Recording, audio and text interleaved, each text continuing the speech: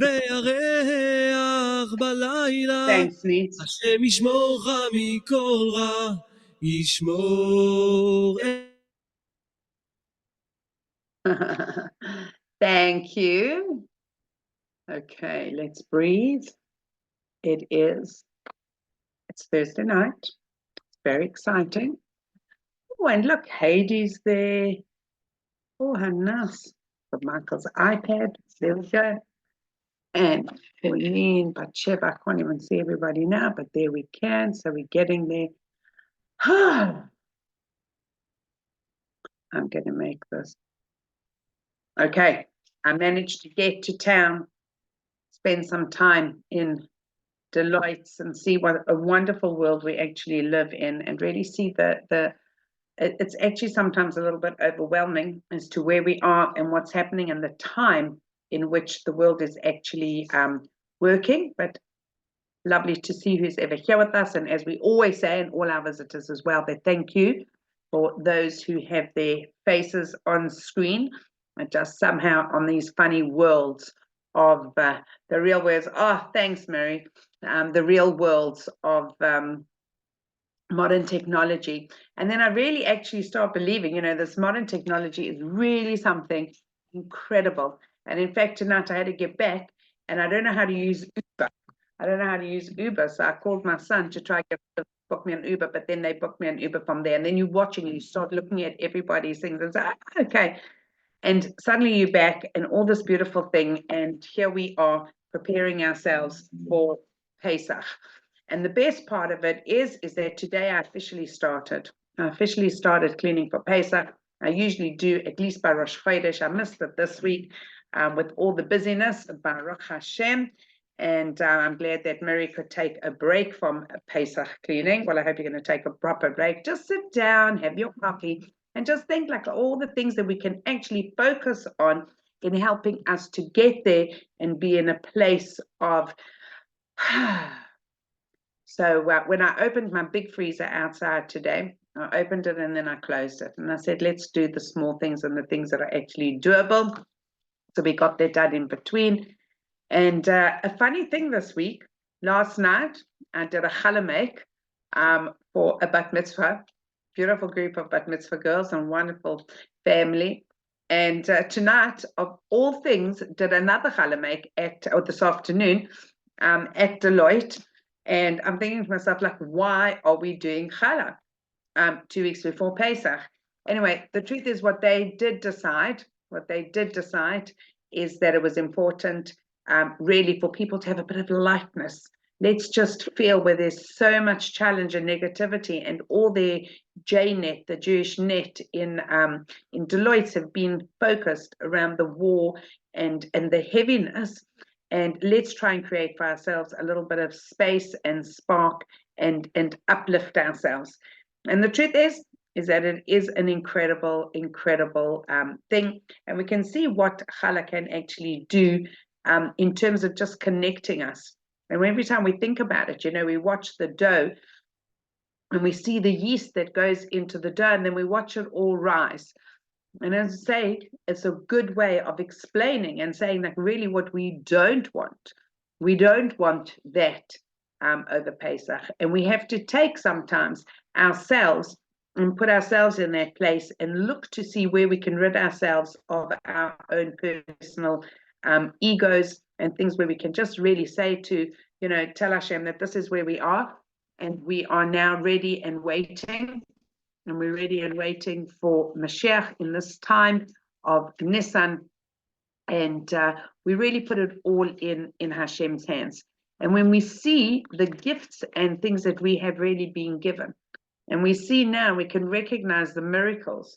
And I think that when we sit and when we actually are doing our preparation and thinking about what is it going to be like this year, when we're going to sit down at our Pesach Seder, are we going to be in a place where we are going to really be having our lafa and eating from the Korban Pesach? Are we going to be able to be in a place where we're going to be eating from the Korban Pesach? And it's so soon, and nothing is impossible. Absolutely nothing is impossible, because what we see are the miracles that we're seeing daily. and the challenges, but the miracles that we're seeing at all times are coming and saying to us, you know what, whatever it is that Hashem wants to be able to do for us, He's able to do.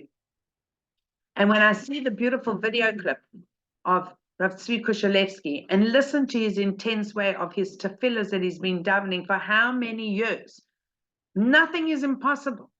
Hashem can do anything that He wants to do. And this was a lesson for us that He could come and He could say, Hakol Yachol, Hakol Yachol.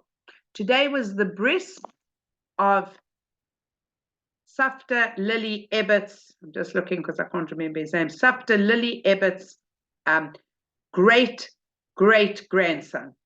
And how amazing is that to imagine, right, that right now she would be at this beautiful age, and Bella, her daughter, says that my 100-year-old mother, right, she sent a picture of her 100-year-old mother holding her great-great-grandson on the day of his Brit Milah, Raphael Yosef, the 5th generation.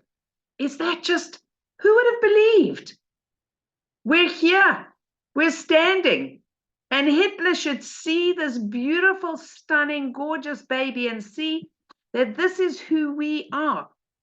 This is the Brit Milah that we have, not only of who, and we're saying Brit Milah, don't stop us doing any of our commandments. Don't stop us from doing anything. And you think that you could get rid of all of us, and you try and get rid of us, and look where we are, stronger than ever. Thank you. Stronger than ever. And to be able to see this miracle, literally. And Safta said, hang on one second, because I'm going to tell you what she asked today. And Safta, you should know, I was there last week, and she has not been speaking a lot. She has not been speaking much at all. But she answered Amen to the brachot that are said for her, and lighting candles, and for Kiddush, and for Challah. And she answered Amen. For her, at that moment, that was amazing. But this morning, today, right, the incredible thing that happened today for Safta was that she wanted to be there at this bris, and she was there. And this is said from Nina. She held her head up the whole time, and she cried and cried, and she wanted to pour out her heart, okay? When she woke up today, she became so emotional, and she asked, Safta Lily asked if at the bris she could say a few words. And she said how, as a Holocaust survivor, she never dreamed that there would be 5 generations after her. 5 generations. How incredible. And you know, when we see this, we can actually understand what we're doing here. We can see that we're here in order to build, and we're here to trust in Hashem, that Hashem says to us, I'm going to take you through this whole process. Follow me. And one of the things that are very important, sorry, I'm just going to close the door here, that in our preparation time, that we want to be doing in the time that we've got left. We all know we're going to have clean and get rid of our chametz. And I have to tell you, I forgot one more thing to bring with me, because I left it tied.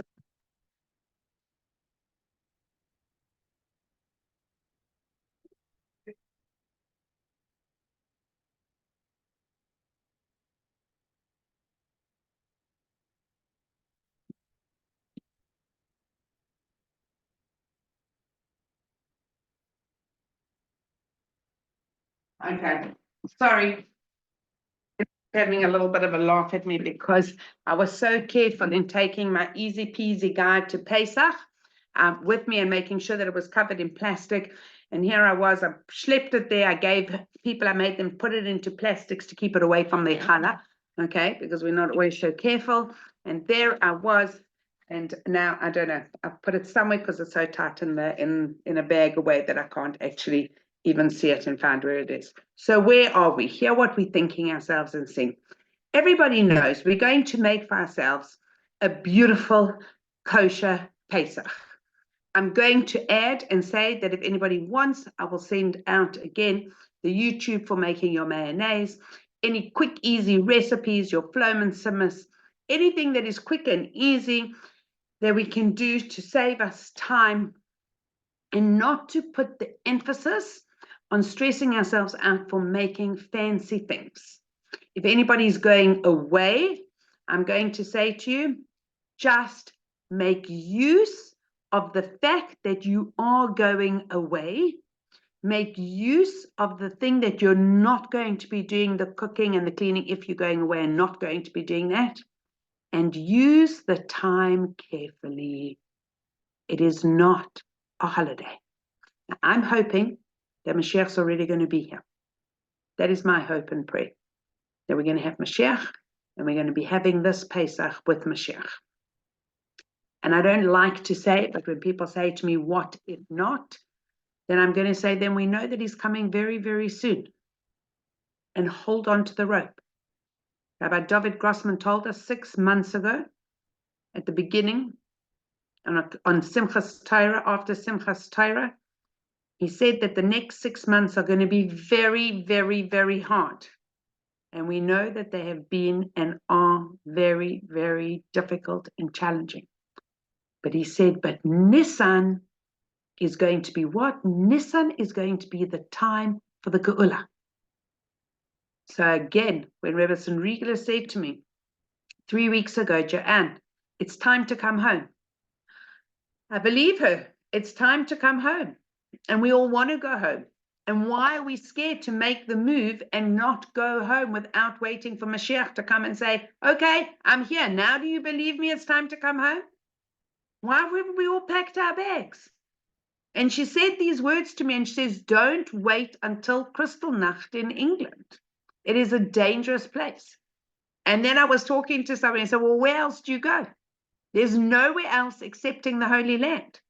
And you feel like we're leaving Mitzrayim and there's nowhere else to go excepting forward into the sea.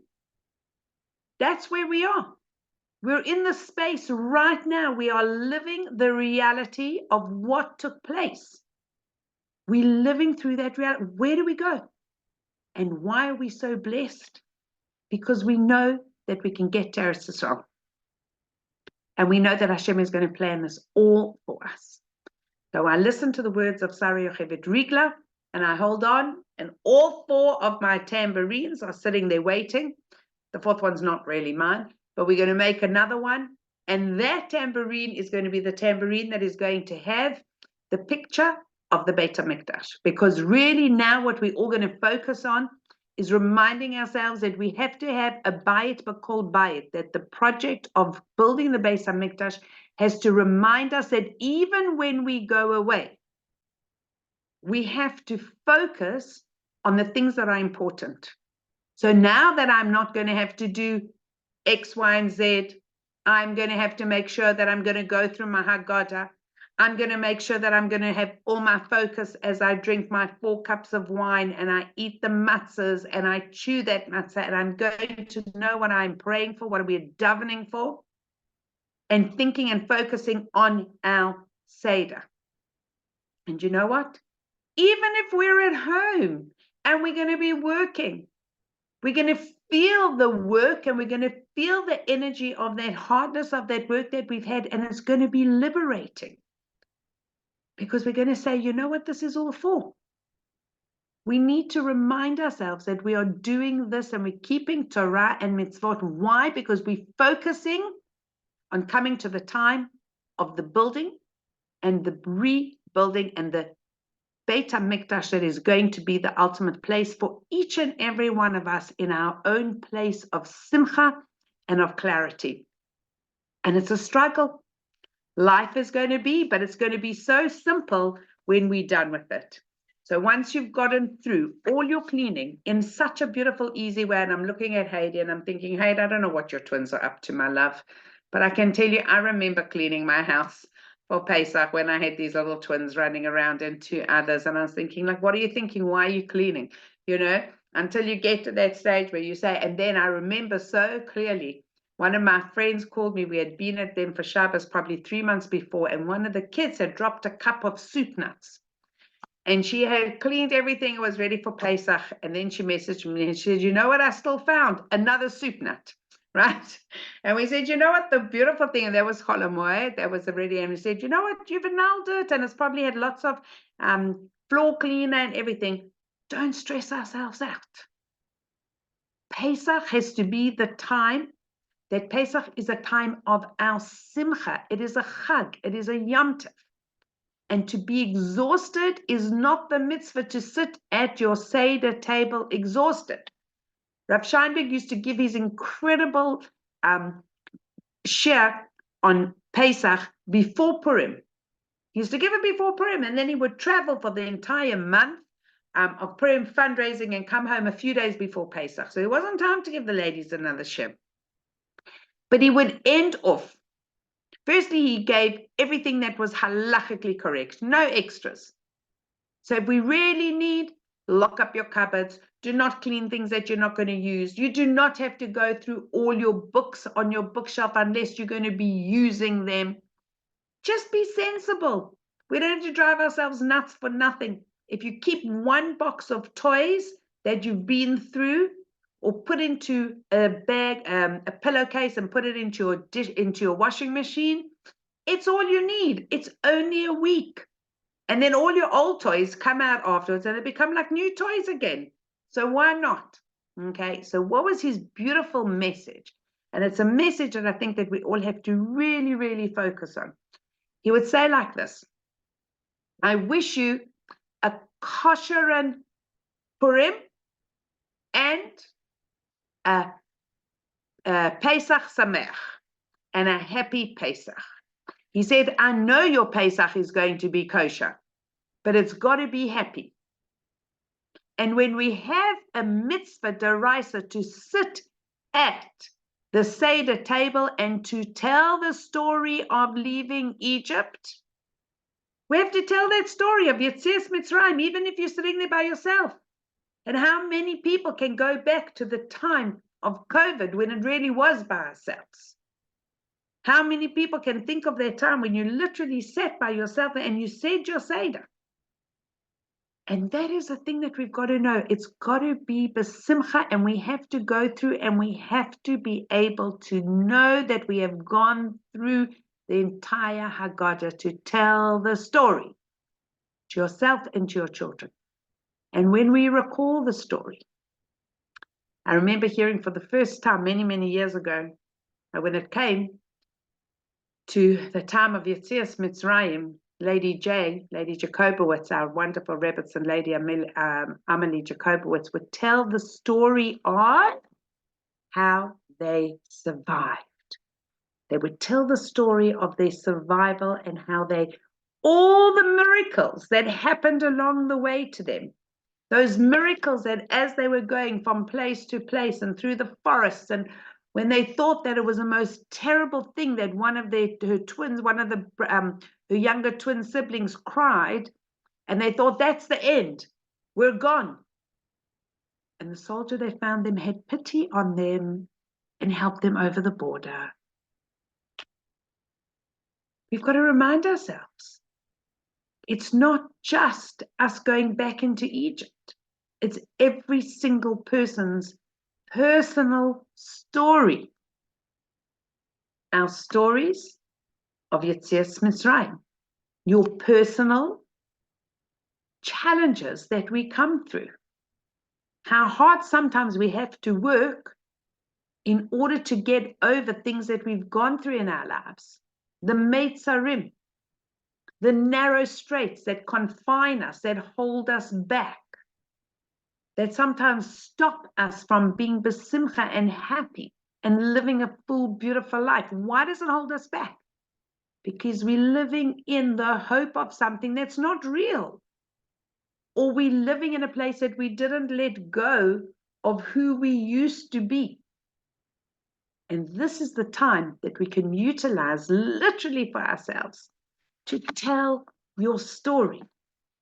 And you don't have to share it and tell anybody else. But if you have an opportunity in the days leading up, and I'm saying to myself, it's not weeks anymore. Yesterday I was like, okay, we've got a couple of weeks, and I'm saying, no, we'll already be on second day Yom Tov in 2 weeks' time. And then I'll say, oh, maybe we're going to be in Eretz Yisrael already. Can you imagine that? But can you imagine this thing? We can write it down and we can tell our personal story because it's our story. Look where I've come from and look where I'm going to go to. It's that hope and that knowing that there's a beautiful future and there's a place that we are going to be able to walk through on dry land. Yeah, I think it's important also that we remind ourselves, and this is for anybody in the latest, I'm already going from the beginning part of Pesach, and I want to jump to the end part of Pesach, to the Shvi Shel Pesach, the 7th day of Pesach. And I'm going to say that anybody that knows anybody else or anyone here that needs to find their Ben Zivug, we're going to make sure that we utilize the day of Shvi Shel Pesach for tefillah. I remember the first time I saw Rav Moshe Sternbuch in South Africa jumping over a bowl of water. He had his chaise lounge in his lounge, and he actually literally that night he came and he jumped over the bowl of water. Nice to see you, Bev. And there he was, and I was like, oh my goodness, Kriyas Yamsuf. Why? Because finding your zivug in life is kosher Kriyas Yamsuf. It's as difficult as the splitting of the sea, but Hashem can do whatever he wants. So he makes the sea split. So we want to tell him that's what we're waiting for. So it's as easy as splitting the sea. Say that again? It's as easy as splitting the sea. It is as easy as. It should be as easy as, right? Instead of kosher kakriyas yamsuf, as easy as splitting as the sea. Because by Kadosh Baruch Hu, anything's easy. That's why we can quote 100 times all the time. Rav Tzvi Kushelevsky is the shaliach, him and his Rebbetzen and his baby Yisrael of the shlichim, Eliyahu of the shlichim, literally the shlichim, for showing us Yad Hashem to the whole world. Coming and showing the hand of Hashem, how Hashem can make such a miracle. And the whole world knows it. And I'll tell you something, even in Deloitte today, I can tell you that it was a place, not of a place of people who sit and learn and run here and there, but they've heard the story because it's such a story. I asked a doctor a couple of weeks ago on Shabbos, friends of mine's husband, and I said, you know, we're talking about miracles. I said, well, this is a miracle. And he says, yeah. I said, well, I told him. I said, he says, that's a miracle. That is a miracle. So we're on the same page. We recognize a miracle. But we also know that the miracles are also the things that are going on. We know that it's a miracle, not the miracle we want when there is an earthquake or when there are these crazy winds.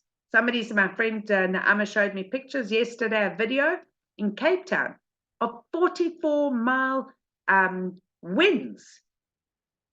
It's just unheard of. It looked like, you know, and she said, you know what? It was very scary. But when we see these things, this is the hand of Hashem. He's waking us up and saying, look, all over the world. I mean, we're in April, and the weather is not April weather. Yeah, and maybe in England, April showers and everything else that we have, but it's just not. And Hashem is actually saying to us, everything doesn't have to go with what we call is teva. It is all beyond. We are beyond nature. When we look at the plagues, and I want us to think about things that when we're sitting through and we're listening to the Seder, it's not just a listening to a story and let's hurry up and get there so we can eat our meal. Use that time. Hashem, I'm recognizing now, going through the Seder, me, myself, and I, as a person, how I have come through and how I've gone through, and go through the stages in your life. Just read through. Think of where we've been. Take yourself back to a time that you remember as, I don't know, as a young teenager, or maybe even before that. And take yourself through and think about every step along the way. And look for the miracles. Look for the times when you had opportunity to make a choice in good and less good. Look at those things and say, what did I choose? How did that affect my life? What would I have said to the younger me? What would I have said to myself then? And learn those lessons for now.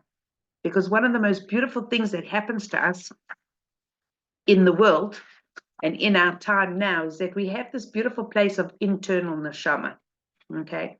And we're going to go through the whole thing of all the different things within the Haggadah, and we're going to have we're going to have the 4 components of the world, of the fire, the air, the earth, and the water. We're going to have, and we know that we've got the 4 cups. We've got the all the different lashon of how we're going to come out of Mitzrayim. And you know what we also have? We have something that is called the exile of the neshama, the exile of our own personal soul. And how do we actually see this, and how did it actually affect us in who we are? And Rebbetzen Gottlieb comes and she shares a beautiful, beautiful idea.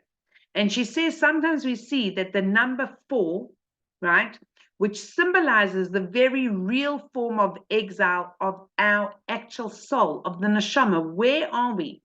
It is the number that symbolizes the material realities that surround us. Because we know that both the physical world and the spiritual world are very much work in tandem. And what we see from the physical world, it is a place in which 4 is very much there with us. And what is that? She says that these are they're the 4 directions. Okay, what are our 4 directions? East, west, north, and south. Then we have our 4 seasons. The 4 seasons are the summer, the winter. Okay, we have the summer, the winter, the spring, and the autumn or the fall. And we have our 4 basic compounds: fire, water, earth, and air. Now, what are the conflicts? We have conflict between the material world, and we have conflict between material and the spiritual world.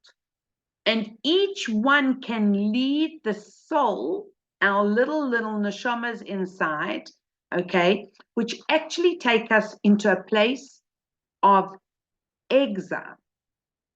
A person's own neshama can go into a place of exile. And it can also reconnect us, okay? Sometimes we have to learn who we really are and not who we would never want to be before we find out our true identity. Who am I? And this is something that is so important for each and every one of us to find out as we're going through our own Yetzias Mitzrayim, and we saying on our own place, who am I? Am I the person that I really want to be? Hashem has given each and every one of us this beautiful place that, and the more we are like who we know we need to be, the less we need to pretend about who we are in life. And this is such a beautiful thing, because for a person, that becomes the beginning of our own personal redemption. I like who I am. I'm happy with who I am. And I am going to become the best me that I can be. Because I don't need to have the battle between the physical and the spiritual. I can work with them both in tandem, and I make sure that I am going to find the places that I need to be in this world that we're in. What happens to us is that our exposure to the sleaze and the corruption of ancient Egypt took us in those days to a time of near extinction. Where are we now? Do you know how scary it is when we look at the numbers of assimilation and we see what's happening to the Jewish people? We have to remind ourselves who we are, what we're about, and where we need to be. It also brought us at the same time to a place of wanting something more for ourselves and also for our children. We wanted to experience that thing which was spiritual freedom. And as soon as the longing surfaced in each of us, Hashem began his side of the process of our redemption, of leaving Egypt. Therefore, the repression of the exile was part and parcel of the redemption. Where are we today? I really hope and pray that in one of those special, beautiful places that each of us have inside, that our desire and our want for rebuilding of the Beis HaMikdash and making sure that we're not going to worry about where we're going to be, how we're going to live in Israel, how we're going to do this. Just let go. Let this be that space, and the very last space that actually says what's going to happen to us, right? We want spiritual freedom. We need spiritual freedom. And we're at that same space. Our world has so erupted. We thought that by the time 6 months would pass after this horrible, painful massacre, that all of us would be running to see whatever we could do for each other. And look where we are. We didn't get past it. We got stuck. And many of us have moved on. Many of us have made that place. But look how many people are so stuck when they were so willing to get there and to move. If we can find that space within us, and we can know that this is part of this expression of the exile, and we let Hashem know just how much we want the next stage, I really do believe that he's going to offer us that place, and he's going to give us that gift of the next stage. And that is going to be something that we all have to also be ready for. So we can't drive ourselves crazy. We're not supposed to wear ourselves to the bone, but we are supposed to do a little bit of work. We are supposed to put in the effort and the energy, even whether it's getting somebody else that sometimes we have to pay to help us and we're watching what they're doing. It's okay. And allow yourself that as a gift. Allow yourself to know, but make sure that when we use that part, then we're able to say that I'm going to spend that time with my children. I'm going to spend that time teaching them something. I'm going to spend my time learning something that we can be prepared on Seder night, be able to run this beautiful Seder. And if we have that all set in for us, then the calm also comes before we actually begin. That every one of us need to make sure that on Erev Yom Tov, you're going to go and have a rest. That means that everybody goes to sleep. Whoever's there and who's ever in the house takes off an hour or 2 hours, and even if we don't sleep, but that we allow ourselves to focus and we relax. And if you have everything planned before, then we'll be able to do it. So I always love when Leil Seder is on a Motzei Shabbos. Might be the most difficult Shabbos in terms of eating your lechem mishnah, finishing eating your bread early in the morning and making a suda at 9 o'clock in the morning before we have to finish eating our chametz. Check all the times out as well before. But when that happens on Shabbos morning and Shabbos day, you have to go to sleep in the afternoon. There is nothing else you can do on Shabbos to prepare for the Seder. And you know what the funny thing is? If we pretend that it's Shabbos afternoon, it doesn't work either, because you know that it's not. But if we try and set up a time, and we say between this time and this time is going to be my rest time, that I'm going to be ready for my Seder, then that's going to be the best of it. I don't know if everybody has their favorite Haggadah, but I certainly do have my favorite one, and every year I try and I'll get something else, another little idea. But even if I just sit and read something extra, just to get another perspective.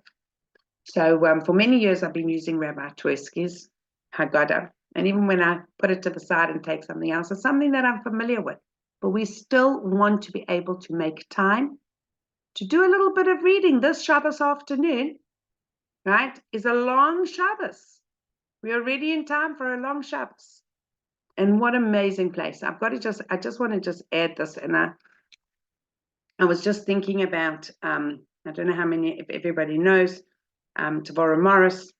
She should be well and healthy. She just just got up from Shiva for her mother. And she went to another Shiva of Rav Osher Sternbuch from Gainsborough Gardens. And I heard there, the Shiva that Devorah was sitting Shiva just for the day, she had come from America. And so I went in, and it was really quite something. Because in this tiny little amount of time, her expression and what happened, her mother came from a home that wasn't exactly a home of Torah and mitzvahs. She was only child. She married Rav Aryeh Kaplan, who had, his works are still part of what we all love to learn and learn from today. And he was nifter at the age of 48. She had beautiful 9 children. She remarried, and just tomorrow, 2 weeks ago, when she had lit her Shabbos candles, I'm not exactly sure of what happened and the exact story, but a fire broke out.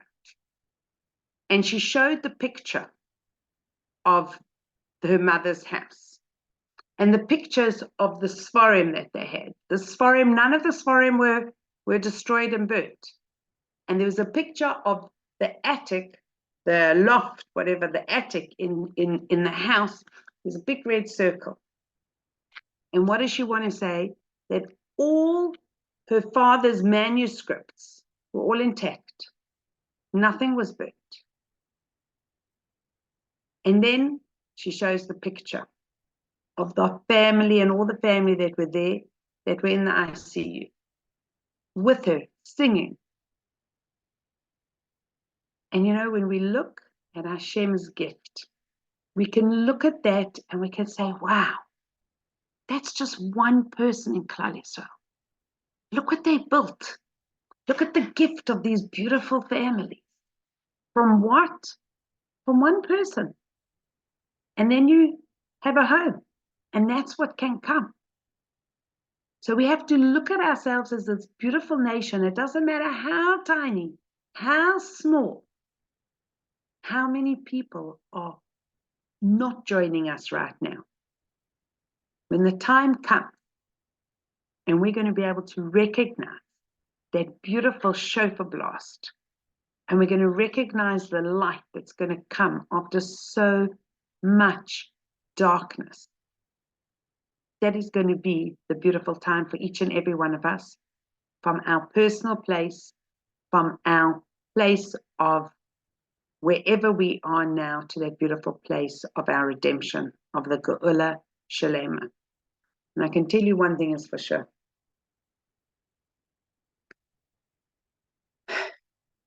Visualization is something that helps all of us get through a different place and different things in life. And I might have said this so many times, but it really helps me in my focus. And I think about Sari Yocheved Riegler taking us on a tour December time when she spoke on this program, and it was Hanukkah, and she took everybody on a little walking tour around the old city, around her home, where she showed everybody the candles that were lit. I think it was, I don't know, it could have been the end of Hanukkah, and the beautiful Hanukkot with everything with the candles. That's how we all in Eretz Yisrael, that's how you light your candles, and they stand outside the door. And she wanted people to see, because we're not used to seeing it. She wanted everybody to see this. And when she told me the week before that she was moving out of the old city because she was moving closer to where her daughter lives in Katamon, or whatever the area is called there, to be able to go and to be then next to them to help her and to help with the grandchildren. I said to her, but your story, I tell everybody the story, how you know that you live in a Jewish house and there's a mezuzah, a hole for the mezuzah, and you had a piece of plate from the Bais Rishon and a cup from the Bais Sheni. How can you move out of the old city? And again, she said to me like this, Joanne, Rabbi David Grossman told us that this is going to be the time of the Geula. And you know what's going to happen? Can you imagine when Mashiach comes, what a balagan the old city is going to be? I have to be honest. I think about that. And I think, can you imagine what a balagan the old city is going to be? How amazing. When I tell people who are going to Eretz Yisrael, they're going to Jerusalem. And if you walk down from Mamilla and you come down towards the Kotel, and we go past the corridor, and I hope everybody knows where the corridor is. And you look down from the stairs or from the top of the street, and you look down, and you can see it was like the marketplace and where everything took place. And imagine all these little sheep and all the goats and all the birds and everything that are going to be bought now in order to go and do your korban. And you're going to take it to the Beit HaMikdash. And if we see what this really means, tonight in Deloitte, in the middle of central London, I'm standing around a table with close to 30 young professionals. Not everybody connected to their Judaism.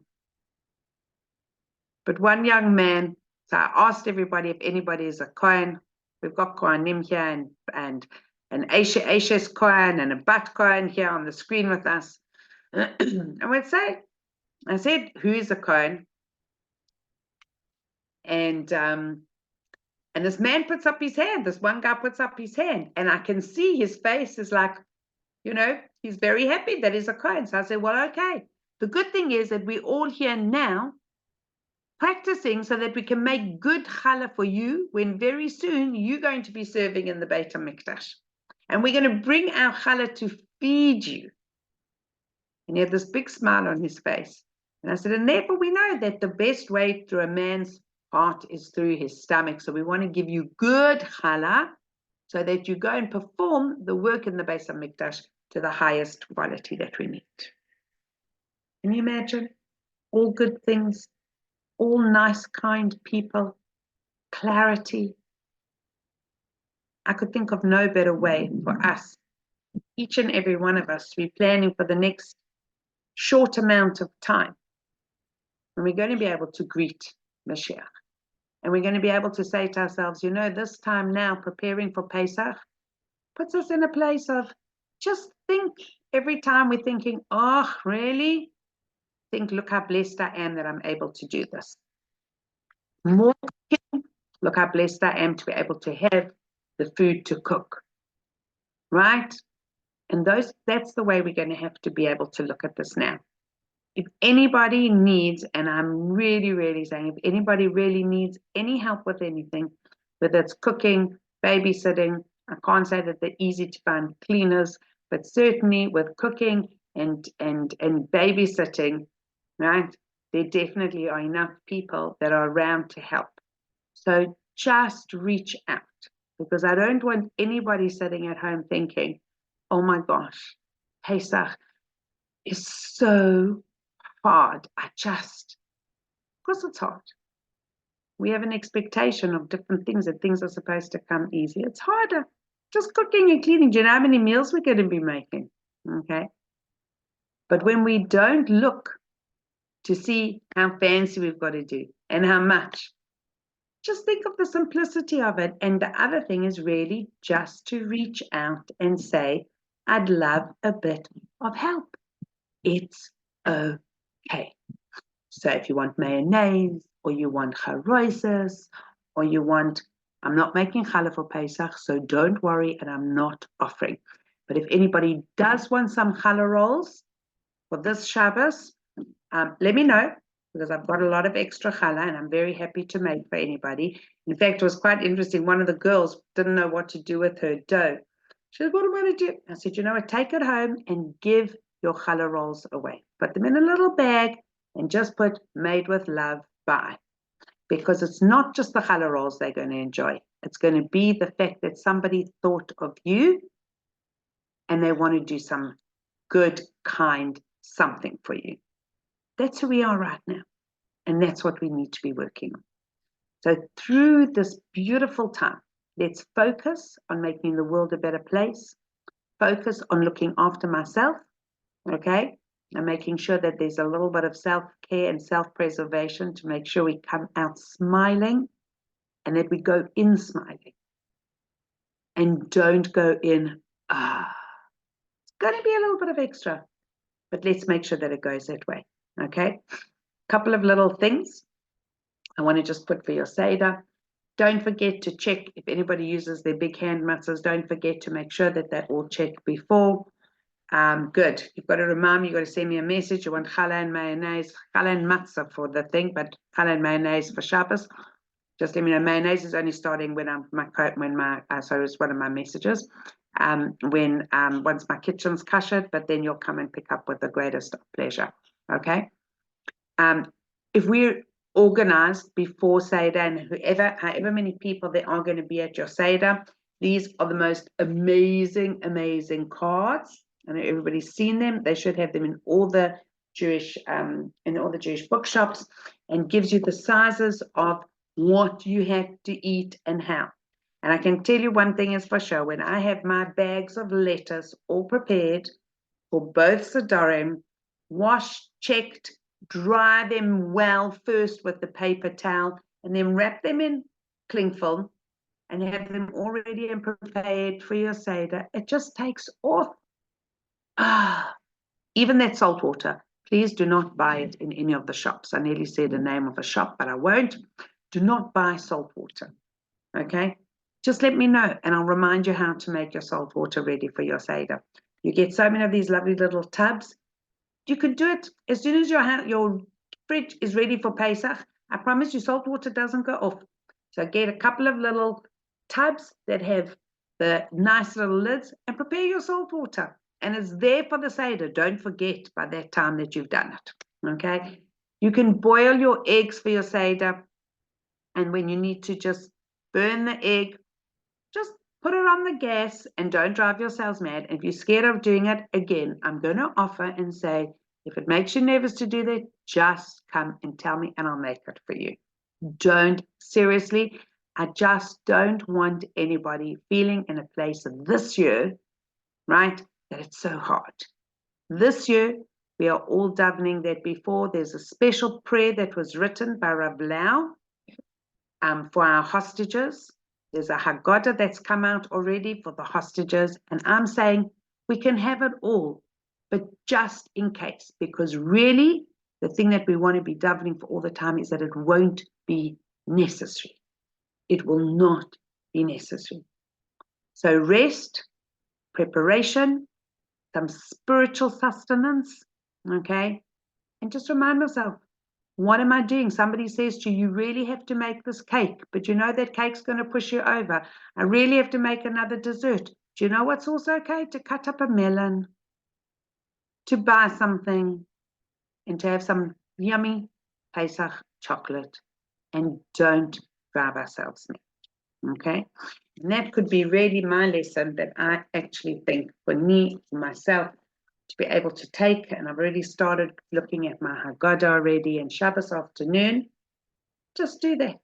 And just imagine where we are going to be. And please God, we're going to be in the place that Hashem will really take us, each and every one of us, out of our own personal Mitzrayim, and that He will give us the focus, the positivity, and everything that we're all going to need to continue as a beautiful Jewish nation. And from this place, we leave and we say, thank you, Hashem, for everything that you have done, for everything that you are going to do, and looking very forward to seeing everybody next week. We are a little bit out of order because Ora Garbic is making Sheva Brachas tonight and wasn't able to do last week. So our Nissan and the energy of Nissan and the things that we'll be able to focus on as well through the next Shabbos, and certainly going to be ready for our Seder, we will have next Thursday night again, just so that you can continue, that you know that you've got time, that you can sit down and just listen for 45 minutes, okay, and be there, that this will be our beautiful spiritual preparation for being ready to greet Mashiach and literally being ready to at least be stronger internally, spiritually, emotionally, and maybe not physically after cleaning everything for Pesach, but being stronger with everything that we do, and stronger within ourselves, and knowing that we carry the banner. We carry the banner. And that is the most important banner to carry, that we know that we, our leader, and the one that is looking after us at all times, is that personal Hashem who looks after each and every one of us, the way we sometimes see he looks after others, recognize in our own homes and recognize in our own lives that HaKadosh Baruch Hu is looking after each and every one of us, the way we see him looking after others. May we be blessed. And I wish everybody a beautiful Shabbos. And I'm sitting here thinking, last night I did a chalamek, and I think the amount of hafrashas and the brachas were, probably about 50. And tonight we had another, and I was thinking today, before I left, I must make my sourdough. So at least tonight I can make the bracha once we finish. And you know what? I haven't yet made my sourdough. So I'll have to do that after share, but I don't have another hafrasha. So the Ezrat Hashem, all our brachas, our tefillahs, should just go from the internal parts of our hearts straight to Hashem, and be able to have a beautiful Shabbos, and just enjoy the process of becoming, of getting ready for Pesach. Okay, and really please know that my offer is really there, and I think you all have my number. So please feel free to private message me. Okay. Wishing everybody a beautiful Shabbos, a restful Shabbos, and a beautiful time preparing for the next stage. Thank you. Thank you. Good Okay. Shabbos to you too. Thank you so much. Pleasure. Pleasure. Thank you. Nice to have you with us, Malka. Who's Malka? Malka Katz. Is that not Malka Katz there? Yeah, you. Can't be me. That's you, Malka. What? That's you. I'm saying nice to have you with us. Oh, yeah. Yes. Can't believe it. Yeah, it's lovely to have you here with us. Yes, I'm very happy. Good. Yeah, we are on the way to Israel. Join us more. They're going to Israel for Pesach. Oh, amazing. So you'll send on to Miriam Goldschmidt lots of love. Yes. Okay, good. Wonderful. Thank you. Enjoy the Thank Holy you. Land. Thank you. Good Shabbos. Good Shabbos. Shabbos. Good Shabbos. Good Shabbos. Nice to see you. Pleasure, Thanks, Sarah. Nice to Myron. have you with us. Thank you. Legend. And the kids enjoyed it as well. Good. I'm glad they're there. I said, thank you. Thank Good. you. Pleasure. Lovely. Okay, take care. Good night. Good night. Nice to see you.